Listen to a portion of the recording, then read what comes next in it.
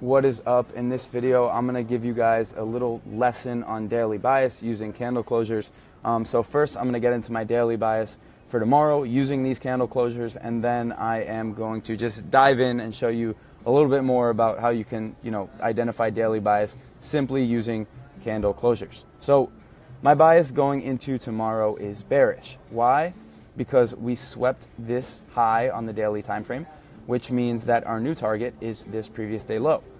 So I am anticipating price to close under this level only because we wicked above this high and closed below. So let me just write out, what this means and how you can use it every day in a simple way. Okay, so I wrote out the definitions here. If price closes above previous day high, target previous day high. Price closes below previous day low, target previous day low. Price wicks above previous day high and closes below, target previous day low. That is a reversal profile to the downside. If price wicks below previous day low and closes above, target previous day high. That is a reversal profile to the upside. So as you can see right here, this would be our previous day high. And what does price do yesterday? It wicks above that previous day high and closes below, ding, ding, ding, which is right here, which is a bearish reversal profile, which means that we target this previous day low. So this would be the target for today, since yesterday, I'm recording this at 11:49 p.m., so it's technically, the market's already open for today. So this previous day low would be the target. I'm anticipating price to close below this leg. Okay, now let me show you an example of an uptrend and a downtrend so you could see these two, and then I'll show you, the last reversal profile. So if price closes above previous day high, target previous day high, okay? And you see on this series of, up close candles right here, what happens?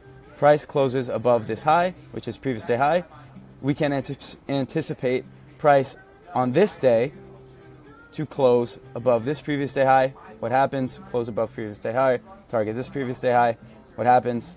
Right? Boom. What happens here? We wick above and close below, which is a reversal profile.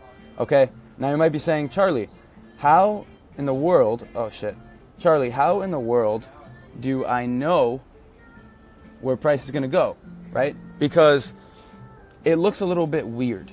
Okay, so you can see price close above previous day high here. How do you know where this high is going to be? Okay? Well, what you don't realize is that, here, wait, this is a better candle for an example. Okay? So pretend it is Tuesday. Okay? We saw that yesterday, which would be Monday, closed above Friday's previous day high. So on Tuesday's candle open, which is right here, this is the candle open, right? We can anticipate price to target this high. Okay, so let me write this out for you so it's a little bit simpler. Okay, this is open. Okay, open. This is where this candle opens. This is previous day high. Okay, so since we close above previous day high on Monday, our target would be right here on Tuesday, right? Just previous day high. So what happens? As you can see, we open, trade a little bit downwards, and then we go ahead and close above this high, which gives us the next day, okay, since we close above this high, this would be the target. Candle opens and immediately closes above that candle, okay? And as you can see, obviously today we wick above, or yesterday we wicked above this high and closed below, meaning that we target this low. Okay, so we can anticipate price to close below here. Now, let me give you an example that has already happened, okay? Right.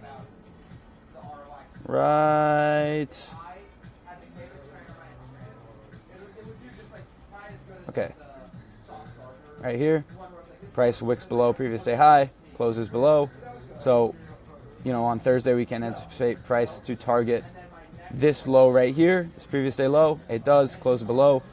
So we are anticipating price to wick below here and close above, okay? What happens, as you can see, the NASDAQ didn't, but let's go to ES, see what happened. So what day is that? That is Thursday, October 24th, okay, which is right here. What happens? On ES, price wicks below and closes above. This is the target.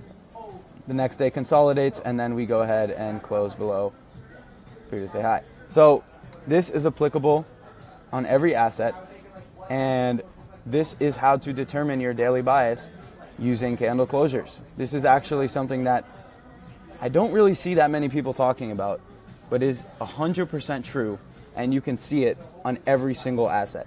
And if you're in a situation like I just showed you where price doesn't do anything, check ES for SMT, because there was bullish SMT here. Since ES wicked below this low and NQ didn't, it's bullish SMT, can anticipate price to trade higher.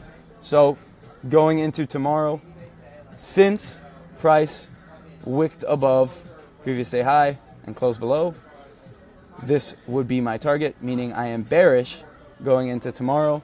So what I would do now, pretend it's tomorrow, market open, drop down to the hourly, look for PD arrays.